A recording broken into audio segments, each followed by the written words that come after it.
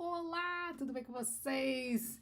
Eu escolhi o tema de hoje baseado praticamente no meu final de semana e eu queria dividir um pouco das informações com vocês. Como vocês sabem, eu moro no Canadá faz 4 anos. Eu tenho uma filha de 7 anos, então ela mudou para cá quando ela tinha 3 e ela já passou a maior parte da vida dela agora aqui no Canadá do que no Brasil. E eu percebo muitas diferenças, principalmente da forma que as famílias se relacionam com as crianças, a forma que as crianças vivem aqui no Canadá, comparado ao que da forma que fazemos no Brasil. Então eu trouxe alguns pontos que eu queria discutir aqui com vocês, só como curiosidade e vamos ao primeiro. Então, o primeiro ponto que eu acho que aqui é bem diferente. Tudo que eu tô falando baseado na minha realidade, tá? Porque, como eu disse, por 3 anos quando eu já tinha minha filha, nós moramos no Brasil e agora faz 4 anos que a gente mora aqui e comparando uma vida com a outra. Então, a primeira coisa é que a gente tem muito mais tempo com ela do que a gente tinha no Brasil. Principalmente porque a forma que o mercado de trabalho atua aqui, ele te permite ter um pouco mais de tempo com os seus filhos. Por quê? Porque você trabalha no horário determinado, das 8 às 5, das 7h30 às 4h30, se você trabalha no turno da noite, de manhã, enfim, mas o horário de entrar e sair é o horário de entrar e sair. O que no Brasil não é uma realidade, né? Primeiro que você tem que sair muito mais cedo da sua casa por conta do trânsito que você vai pegar para chegar no seu local de trabalho. E normalmente você não consegue sair no horário porque isso não é visto com bons olhos. Então a gente não tem essa pressão aqui com relação ao trabalho, mesmo em níveis mais altos lógico, ele vai mudar um pouco ali num nível de direção, de ser CFO ou CEO de empresa, mas num nível mais normal, até ali de gerência, você sente que você consegue ter uma vida normal, trabalhando num horário de trabalho, né, determinado. Então, de uma forma geral, você tem mais tempo com os filhos. Isso o pai e a mãe. Não estou falando que só a mãe tem mais tempo com os filhos. Então, isso é importante porque esse é outro ponto que é muito positivo aqui. Existe um equilíbrio entre o quanto de responsabilidade é da mãe e o quanto é de responsabilidade do pai. Ambos levam na escola, levam nas atividades, participam, né, enfim, do que for solicitado de uma forma mais equilibrada. Então, isso também é uma grande diferença do Brasil. Existe uma pressão muito maior sobre a mãe.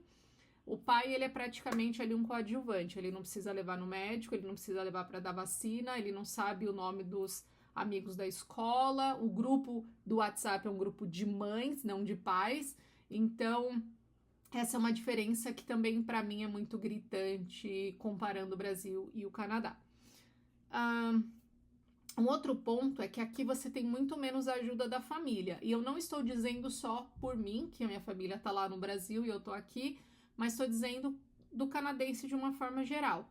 Mesmo com tios e avós morando próximos, não existe aquela transferência de responsabilidade como a gente faz no Brasil. Eu, por exemplo, tinha minha mãe que ficava com a Olivia e a Márcia, né, cuidavam dela juntas, e então era cômodo, vamos dizer, né? Eu deixo com ela, vou trabalhar, volto, pego.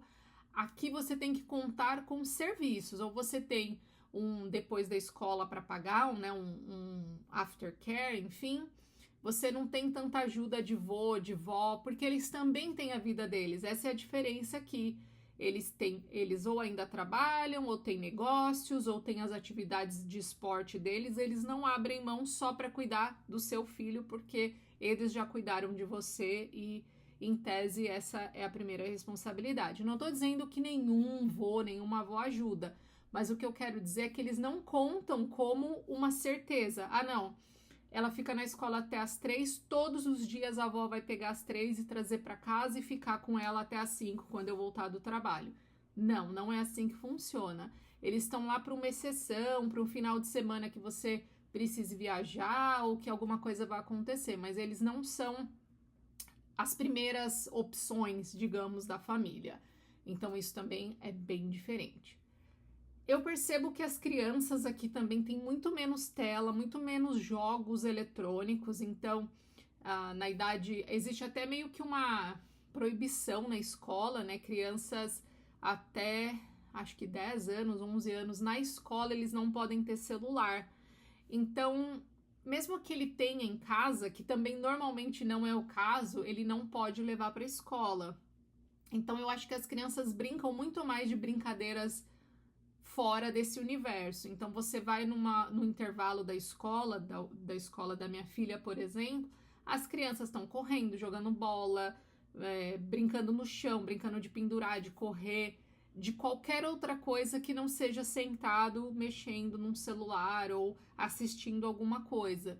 Então, eu acho que isso faz com que as crianças sejam mais ativas também. De certa forma, elas passam muito mais tempo interagindo com outras crianças, brincando com outras crianças, do que só parado consumindo algum conteúdo. Então, existe uma preocupação um pouquinho maior dos pais aqui com relação a telas, de forma geral. Nem televisão quase as crianças assistem. Tem várias amigas, Olivia, que, tipo, determinados artistas ou determinados personagens, elas nem sabem quem são, porque elas não assistem televisão de uma forma geral, ou filmes, enfim. Então, existe uma preocupação um pouquinho maior de manter.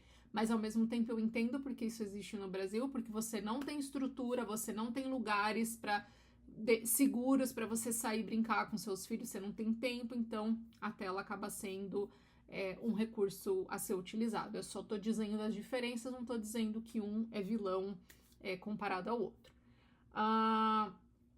Como eu falei, por conta de não ter acesso a telas de uma forma geral, eles também têm menos acesso às trends do momento, né? Aos artistas do momento, coisas que bombam, por exemplo, no Brasil, pessoas de TikTok, pessoas de rede social, aqui passa batido. Ninguém sabe quem é fulana, ninguém sabe quem é. Precisa ser muito grande para a criança saber. Então, aqui eu diria que, tipo, a Taylor Swift é alguma coisa para as meninas, porque ela é muito grande, né? Ela ultrapassa a questão só de tendência de modinha. Mas dificilmente essas coisas muito trend mesmo pegam aqui, porque as crianças são completamente alienadas a esse tipo de coisa, o que eu acho muito bom. Tem muitas atividades extracurriculares que, justamente porque os pais conseguem sair do trabalho no horário, eles conseguem levar as crianças para fazer essas atividades.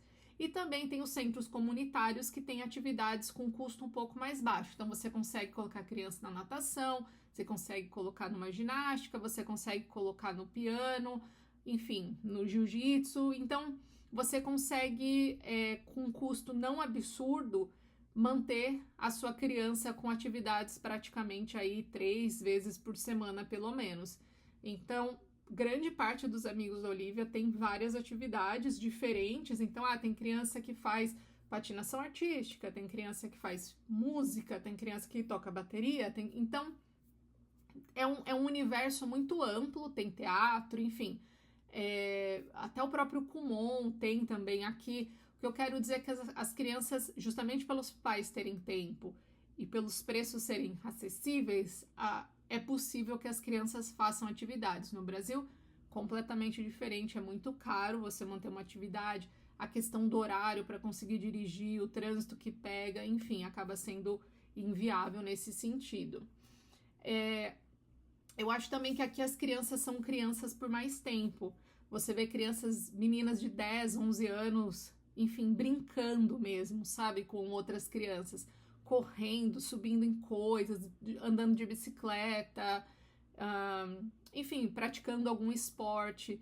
E eu acho que isso a gente não tem mais no Brasil. Eu acho que quando chega aí nos 10, 11 anos, justamente pela questão do estímulo das redes sociais, enfim, essas crianças, essas meninas principalmente, elas já estão mais adultizadas, então elas já se sentem mais adolescentes do que criança. Elas acham, nossa, brincar o que de boneca, brincar com essa criança pequena, nada a ver, quer ficar com as crianças, né, com os adultos. Então eu acho que aqui a gente consegue manter as crianças por mais tempo e preservar um pouco dessa inocência por mais tempo. Ela vai ter o resto da vida inteira dela de viver como adulto, enfrentando os problemas da vida adulta. A gente não precisa acelerar isso, né? E que mais? Eu acho Ok, baseado nisso, eu também acho que a gente tem crianças menos sexualizadas, né? Então, como eu disse, as crianças, elas são crianças, elas usam roupas de criança, elas não estão preocupadas se elas estão na moda, elas não estão preocupadas se o corpo delas aparenta como deveria aparentar, esse tipo de coisa. Então, de novo, a preservação da infância, eu acho que ela tem uma força muito grande aqui, obviamente maior do que a gente tem no Brasil. É isso que eu queria falar, espero que vocês tenham gostado. Tchau!